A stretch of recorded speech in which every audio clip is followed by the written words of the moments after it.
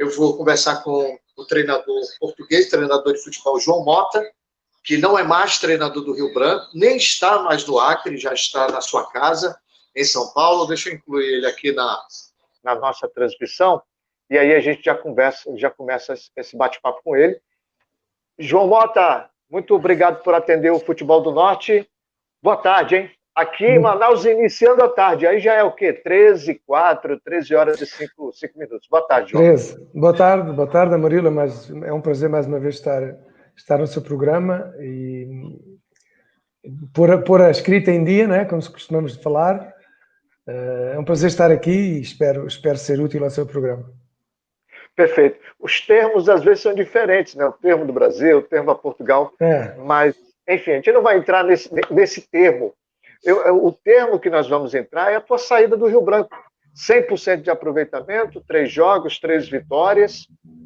O campeonato ainda não terminou, o Rio Branco que vai disputar a Série D, e às vésperas do afunilamento ou da fase final, já que tem 100%, e também às vésperas da estreia na Série D, o João Mota sai. O João Mota saiu, o João Mota foi dispensado. Qual foi o motivo? Quais foram as causas ou a gota d'água para que você não continuasse com o projeto à frente do Rio Branco? Bom, Marildo, em primeiro lugar, não é a minha intenção vir aqui lavar roupa suja e falar mal deste ou daquele, ou criticar alguém. Eu saí, fui eu que pedi para sair. Isto porque eu cheguei... Quando vou para o Rio Branco, eu já sei as dificuldades que vou encontrar, sei quais são as condições físicas de trabalho, já sabia tudo isso. E isso não me afetou nada. Quando cheguei, encontrei um grupo de 17 jogadores vindos de um mesmo empresário, alguns com muito bom valor, outros com muita inexperiência, nunca tinham saído de casa, foi a primeira vez, nunca tinham jogado futebol profissional. E eu tive um trabalho muito forte, muito grande, de ter que tirar leite da pedra ali, ter que ser muito intenso nos meus treinos. Não tinha muito tempo também para fazer o fio de jogo, criar uma identidade, então tive que me vocacionar para isso. Mas desde o princípio comecei a encontrar alguns obstáculos no aspecto de porque eu não fazia coletivo, e eu já expliquei em tenho explicado muito aqui no Brasil, cursos que eu já dei a nível de treinadores de futebol também, onde eu fui palestrante, e eu expliquei, não tenho nada contra os coletivos, eu sou mais a favor de jogos amistosos do que propriamente coletivos, porque nós trabalhamos microprincípios, subprincípios, e é do mínimo para o máximo. Também posso fazer do máximo para o mínimo, mas o que eu quero dizer é trabalhar comportamentos. Eu quero trabalhar comportamentos para depois esses comportamentos irem para o jogo, tá? E eu, se estiver a trabalhar o jogo no campo completo, eu vou ter espaço a mais para aquilo que eu quero trabalhar. Então eu tenho que criar dificuldades aos jogadores,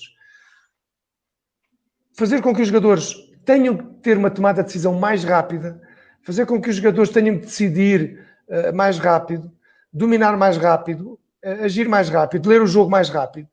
Por isso é que eu, João Mota, e todos os treinadores do mundo de alto rendimento estão a treinar assim. Mas parece que aqui no Brasil, principalmente em alguns... Não no Brasil, no país em geral, porque já se trabalha muito bem no Brasil, mas parece que ainda há locais no Brasil que ainda não entenderam isso. E começa a ser confrontado com isso.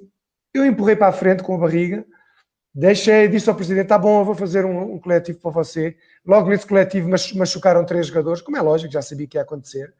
Depois, na semana a seguir, queria que você fizesse mais um coletivo, e eu já comecei a ficar furioso, mas fiz mais um coletivo. Depois era porque não trabalhava todos os dias de manhã e de tarde. Ora, o de manhã e de tarde, a gente tem que controlar o descanso e o repouso dos jogadores, porque eu trabalho sempre, eu quero os jogadores a 100%. Se o jogador começar um treino que não esteja a 100%, eu não vou ter aquilo que eu quero do jogador. Então eu quero que o jogador faça, no mínimo, 1h30 a 100%. Aliás, eu costumo dizer a 1000 a hora. Ora, se o jogador acabou o dia completamente esgotado e no outro dia de manhã vou outra vez querer 1000 a hora, ele está esgotado, eu não consigo, ele vai acabar por se machucar, vai acabar por romper ligamentos, rupturas musculares, por aí fora. E outra coisa, sempre trabalho assim já há muitos anos e sempre as minhas equipas voaram em campo, a nível físico.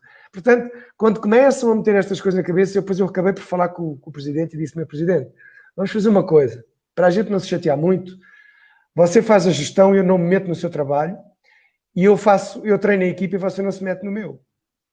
E a coisa parou ali um pouquinho. Só que, entretanto, havia uma outra pessoa que não é ligada ao Rio Branco, é um empresário, que achava que eu devia pôr os jogadores que ele queria e eu achava que não devia porque aqueles jogadores, para mim, jogam sempre os melhores. Comigo não tem esquemas. Mas tem que meter aquele porque o empresário não sei o quê, porque o outro senhor mandou pôr aí, porque vai ajudar. Não, comigo não tem esquemas. Se não tiver que treinar no Brasil, eu não treino.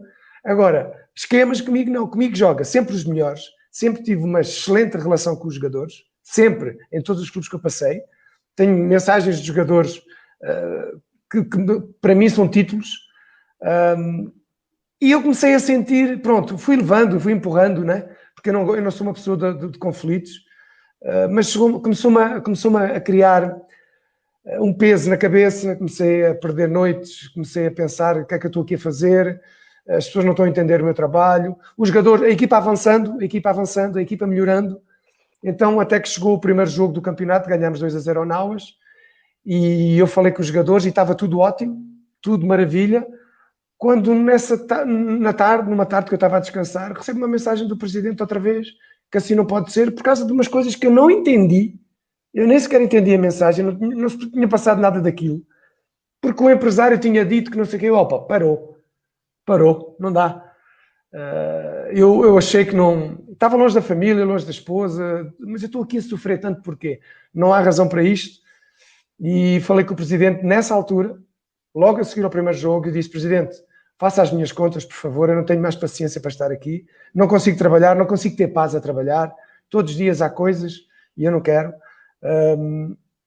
Depois pensei em fazer o jogo do Vasco e vir embora, porque eu tinha o jogo do Vasco à quarta-feira e o jogo que nós fizemos agora contra o Maitá no sábado. E o Presidente veio à minha casa convencer-me, pedir desculpa, que realmente não esteve bem, não sei o quê, e eu disse: olha, já decidi, não vale a pena, porque quando as coisas acontecem 2, 3 vezes não vão parar. E eu então, pediu-me depois para eu, já agora, por causa de 2 dias, fazer também o jogo de sábado. E assim fiz. Ganhámos 7-1 ao Vasco, ganhámos 3-1 ao Maitá, e eu já tinha previsto 2 jogos antes que vinha embora. Portanto, quando eu vim embora, e ontem quando cheguei a São Paulo, mandaram-me uma notícia da Globo Sport, em que ele tinha dado uma entrevista que apanhei ele de surpresa ontem, no dia do jogo. O que eu quero dizer, Amarildo, é o seguinte: eu sou profissional de futebol há mais de 40 anos, e há coisas que eu não abdico, que é o caráter, a seriedade e a honestidade. Eu não minto. Eu posso ser um cara com muitos defeitos, sou uma pessoa com muitos defeitos, mas é uma coisa que eu não sou, é mentiroso. Eu não minto. Então, o Presidente pagou-me tudo certinho, não tenho nada a dizer dessas coisas, mas para mim o pagar certinho não significa nada. Para mim é mais importante o caráter e a seriedade das pessoas do que o dinheiro. O dinheiro não é nada. Se fosse pelo dinheiro, eu não tinha ido para lá. Eu não tinha ido para o Rio Branco por causa do dinheiro. Então é o seguinte: estou torcendo pelos jogadores, quero que os jogadores sejam campeões, vou torcer pelo Rio Branco, os torcedores merecem. Se eu tivesse algum problema com os jogadores não tinham feito uma homenagem que me fizeram. Eles levantaram-me no ar como se eu tivesse sido campeão, mandaram-me com água, gritaram mister, olé, olé. Isso são coisas que são títulos que eu fico. Ou seja, então se eu tivesse alguma coisa contra os jogadores, ou os jogadores contra mim, eles faziam os jogadores agarrados a mim a chorar, eu também me emocionei com eles. Isso são coisas que me marcam. Então, o que é a conclusão que eu chego, Amarildo? E para terminar aqui, o Rio Branco está a dar tiro nos próprios pés. E acontece muito aqui no Brasil, nesta parte mais norte, a parte menos evoluída, digamos assim, evoluída no aspecto financeiro, etc.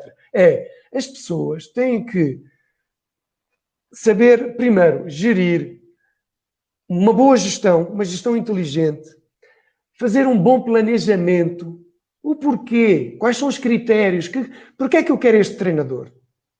É porque ele é diferente? Então não vai exigir o mesmo dos outros. Porquê é que eu quero este treinador? Que jogadores é que... Qual é o passado dele? Como é que a equipa dele joga? Que planejamento vamos fazer? Qual é o nosso objetivo? As coisas têm que ser de uma vez por todas. Dá-me alguma pena, porque há tantas qualidades no Brasil, tantas qualidades. Eu vejo as pessoas a cometerem erros, a darem tiro nos próprios pés. Neste momento, o pior adversário do Rio Branco está a ser o Rio Branco. E eu fiquei com muita pena, mas eu não podia trabalhar assim, não tinha condições psicológicas já para trabalhar. Então, pedi para sair. Eu tenho mais duas perguntas a fazer para você. Tu lembras o nome desse empresário? Marildo, lembro, mas não digo. Sabe porquê, Marildo? Há pessoas que não merecem nem publicidade. Se eu falar o nome dele, ele fica todo contente que está a ter publicidade. Eu acho que ele não merece essa publicidade. Porque é a sua segunda passagem pelo Rio Branco. Existe alguma semelhança com a primeira passagem ou o episódio foi completamente diferente? Você não sofreu da mesma experiência na primeira passagem pelo Rio Branco? Não. Na primeira passagem estávamos também muito bem, a equipa estava... tínhamos uma equipa muito boa, aí tínhamos uma equipa muito boa, uma equipa mais experiente que esta, apesar desta equipa agora estar bem. Tínhamos uma equipa muito boa e eu tinha a certeza que ia ser campeão. Já conhecia bem os adversários. Mas aí foi a direção que achou que por perder um jogo estava tudo errado, então mandou embora. Aí já foi outra coisa. Portanto, eu não tenho razão de queixar aí. A gestão estava a ser da forma que eles acharam. Empatámos com o Bahia para a Copa do Brasil, fizemos um grande jogo, mostramos olho no olho com uma equipa da Série A. E depois, como não ganharam, não passámos, porque infelizmente no Brasil também há regras que eu não entendi, como é que uma equipa da Série D empata com uma equipa da Série A e é eliminada. A equipa da Série A basta o empate. Há coisas que eu não consigo entender, mas enfim, tenho que respeitar. E então, acharam, como já não tínhamos a Copa do Brasil, não recebemos o dinheiro, tínhamos que ir todos embora, porque não havia dinheiro para me pagar e que não havia não sei o quê, destruíram a equipe. Mas isso foi outra coisa, isso não tem nada a ver com o caso de agora, que aqui foi um massacre psicológico, foi aos poucos. E eu ia dizendo assim, não, Mota, calma, vai levando isto com calma, faz o teu trabalho, esquece o pormenor, esquece estes conflitozinhos. No dia a seguir, mais um conflito. E eu, meu Deus, mas o que é que se passa? Depois, esquece, vamos embora. Chegou uma altura que era demais, quer dizer, já não aguentei mais. A minha cabeça doía, tive 3 dias com dor de cabeça, não dormia. Não havia razão para isso. Não havia razão para isso. Bem, tem alguns comentários, eu vou colocar alguns comentários aqui. E claro, vem do Acre, né? Alô, Amarildo, sucesso. JM. Diogo Carlos Ramos, muito bom, pessoas assim precisam estar no futebol sempre. Já era, segundo o Elvis Caetano, já era o segundo turno. Vamos ficar sem calendário para 2021. Bem, para liberar o João Mota, 2 perguntas. Você já está em São Paulo, né? Está com a sua família e está analisando alguma proposta, vai descansar um pouco para depois retomar o radar para poder voltar para o mercado ainda já prevendo o mês de setembro, João Mota? Marildo, eu não estou cansado. A minha vida profissional é o futebol. Não estou a precisar de férias, eu quero trabalhar. Vou analisar situações. Há situações que se fala e estou aguardando, mas nada concreto. De qualquer forma, vamos ver o que vai acontecer. Eu quero trabalhar e poder ajudar pessoas, ajudar jogadores, ajudar times, aprender, evoluir, porque a vida é uma aprendizagem, né? Ninguém sabe tudo. Só para finalizar, eu fiz um contato com o Valdemar, que é o presidente do... Deixa eu ver aqui direitinho o nome dele, para não cometer uma gafe. Valdemar Neto. Eu enviei uma mensagem com ele, cheguei a conversar com ele rapidamente, o convidei para uma entrevista, mas ainda não obtive o retorno da entrevista ao vivo. Ele perguntou se seria gravado, tudo mais. Eu disse, não, eu faço a entrevista ao vivo. Se nesse programa nós ainda não entrevistarmos, ainda hoje, a gente vai tentar alinhar um horário, mesmo que seja fora da edição, um flash especial para ouvir o lado do presidente do Rio Branco, que com 100% de aproveitamento no campeonato acreano e às portas do início da Série D, perde o seu treinador, o português João Mota. João, muito obrigado pela atenção. Felicidade, Murilo, sucesso, muita saúde. Eu quero só dar aí uma última informação. Eu disse quando saí, na minha última entrevista no Acre, e eu torno a dizer o mesmo.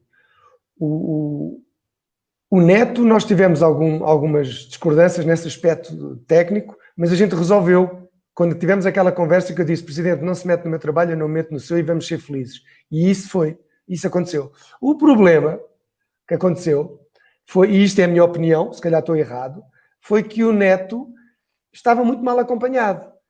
E o Neto começou a escutar pessoas que o objetivo dessas pessoas era me mandar embora. E o Neto, em vez de ignorar, começou a escutar essas pessoas. E então, aí não há nada a fazer. E é só isso, Amarildo. Eu agradeço também o seu tempo e um grande abraço e felicidades para o seu programa, tá bom? Perfeito. Nós que agradecemos. O Futebol do Norte que agradece a atenção. Entrevistamos o treinador João Mota. Estou vendo aqui se o presidente do Rio Branco atende a gente, para que nós possamos também ouvir o comandante do Estrelão.